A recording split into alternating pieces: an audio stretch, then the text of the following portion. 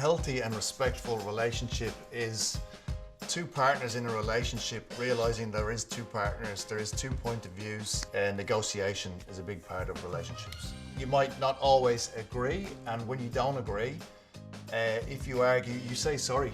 I think silence is the biggest killer in all this. Just embrace the other person's sort of point of view for a while, take a step back, and usually you'll find they're right.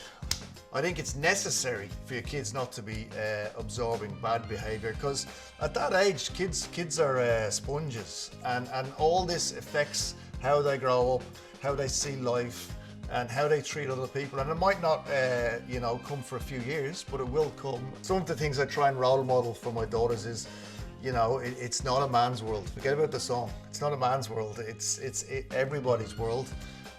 Respect. Respect your friends, have friends, show love to your parents. Always tell your parents, or your parents tell you that you love them, like on a daily basis. Just keep reminding each other, and be kind. And there is stress in life, but you know what I mean, you will get over it and get through it. It doesn't matter if you're a man or a woman. Being put down or negative comments affects everybody, and it affects, people think it does not affect men, but it does, so don't do it. I think it's very important for men to express emotion coming from an Irish Catholic family where the mother is full of love and expression and, the best in the world, and the father is the staunch, loves you but doesn't really show it. And having children, I had to change my way of thinking.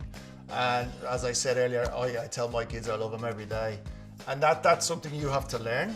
You might necessarily not have been brought up that way. And that all leads back to from early days on what kids absorb. Kitchens are a very hard place. Well, they used to be a very hard place. And there was a lot of negative talk and negativity that went on. And I remember when I had my first daughter, I was like, wow, you can't talk about women like that. You can't do this anymore. We need to change the culture in the kitchens. And I think that was really the first big awakening, where I was hearing young men talk negatively about young girls, and I was like, one day that's my girl.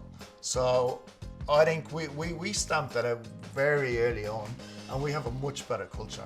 I think one of the biggest things, if you see that behaviour, is to call it out.